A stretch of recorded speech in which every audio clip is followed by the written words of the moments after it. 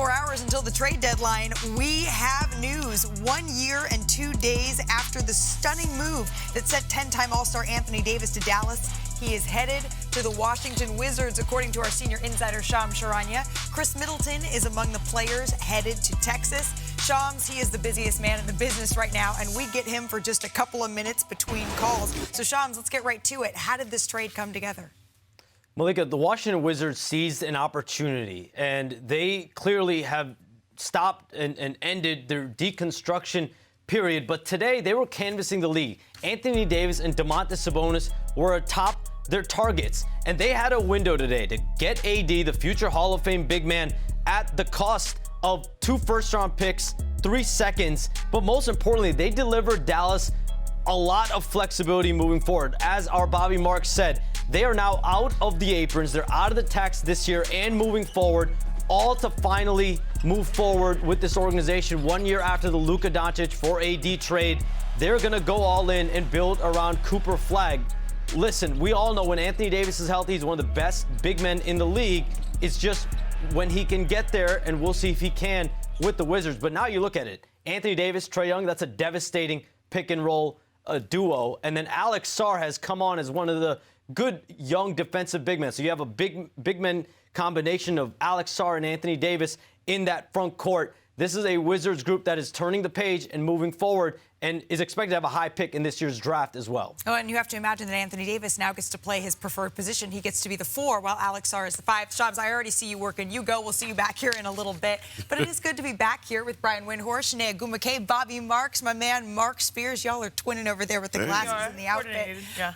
Guys, we've already had a very busy morning, so let's just all take a deep breath here and start with this. Windy, I think this is a surprising trade, we could all say. AD is the headline, but my mind, it goes to Dallas and the talent that they just lost. So what does this mean for their future around Cooper Flagg and Kyrie Irving?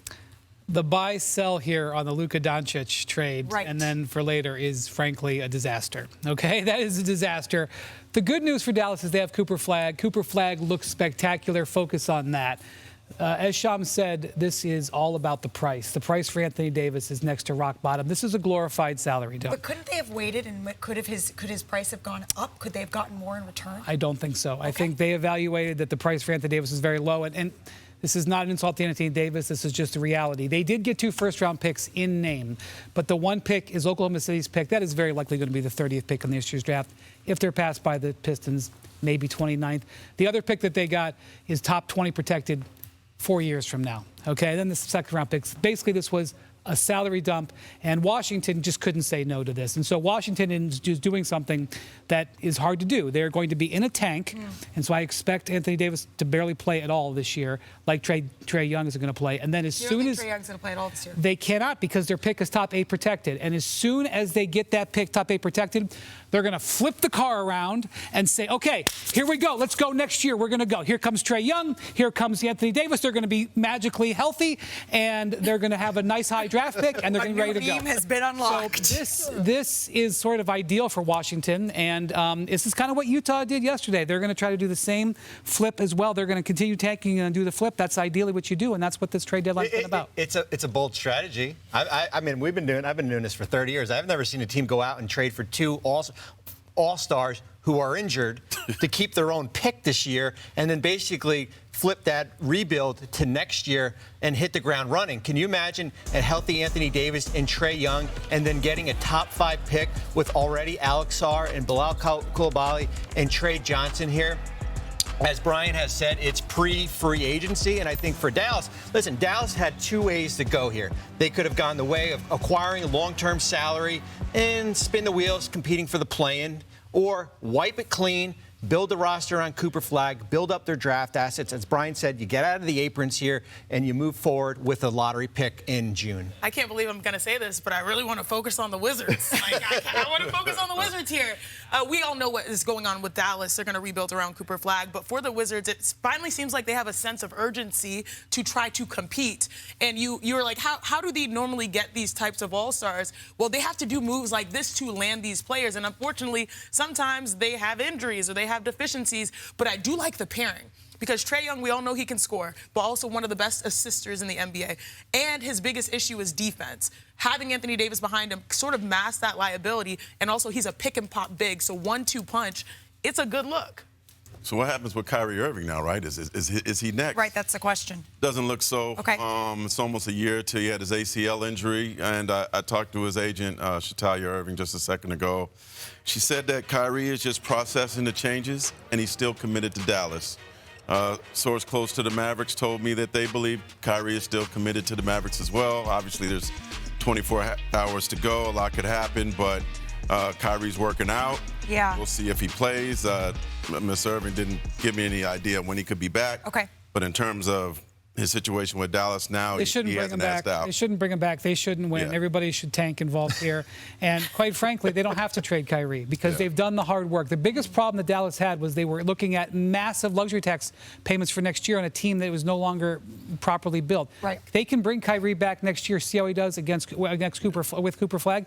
And if they don't like the fit, they can trade Kyrie then. I guess the question that I still come back to for Anthony Davis, though, is the same things that Kyrie Irving being committed to Dallas, Anthony Davis seemed committed to Dallas. He said so publicly, he said so privately. So why the Dallas Mavericks would trade him to the Washington Wizards, no matter how exciting that pair is, it's an exciting pair deferred. It's not going to happen right now. It may not happen this season. Anthony Davis still wanted to contend for a championship. The Wizards are far away from that. Why Washington? Because Cooper Flag is so freaking good, and there is no reason to look backward to the team that they built a year ago. I know that sounds crazy because they traded Luka Doncic, and Nico said, we're going to win the title in the next 3 years. Well, guess what? When they won the lottery, everything changed. Cooper Flag, and this is the thing, I know that Maverick fans are probably really upset, and they're like, well, this is just drama. Again, we're giving up, we're doing a salary dump a year drama. after.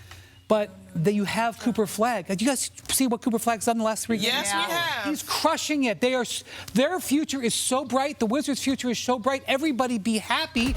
Just don't watch what happens the rest of this season. All right, another move. Shams keeping the breaking news going as the deadline approaches. The Chicago Bulls, they are trading Coby White and Mike Conley Jr., who they just acquired, to the Charlotte Hornets for Collin Sexton. As Sexton here, 3 second-round picks as well. Bobby, break this down for us. What does this mean? So for Charlotte, they prioritized Coby White in free agency. He was going to be a free agent this offseason. They wouldn't have been able to sign him. So pre-free agency is the theme. They go out and acquire him right now.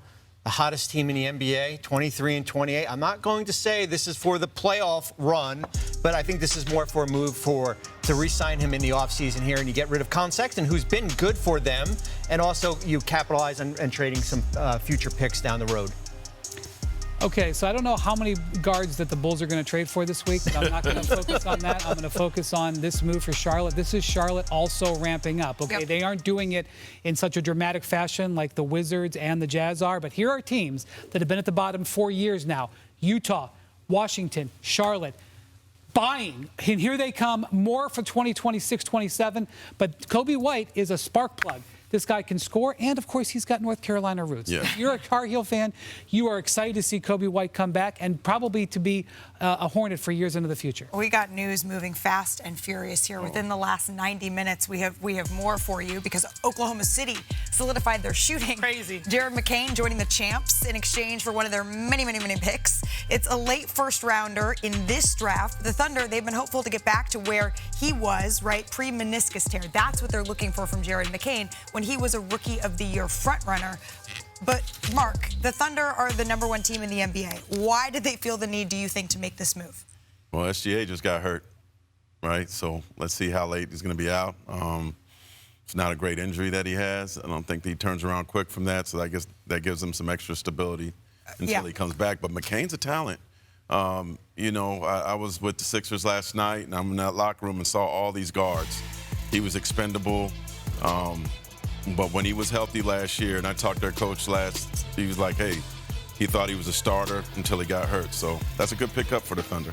With a number of their star players, as you're mentioning, hurt, this has been an assessment period for the Oklahoma City Thunder. And since January 1st, they've been shooting 34% from three. So I do believe that's a need that they probably want to bolster, and that's why they sort of make this look. I don't think Jared McCain comes in and replaces SGA with an abdominal injury here. But the Thunder, to me, it says we needed to look around and gear up here, Bobby. What does it say to you? It's a different strategy they've taken. They've always kind of consolidated their draft picks for other draft picks. Now they have consolidated their draft picks for players here, and they added a player that's 21 years old.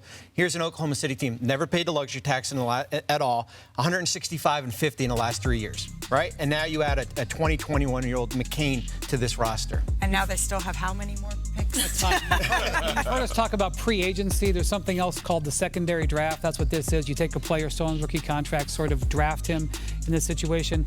I also want to point out that Oklahoma City, they are in a position where they can take risks on players like this. People in the league think this is an absolute steal.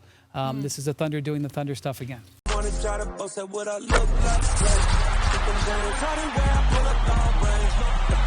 with the heat, I'm on fire. The CDA on the list,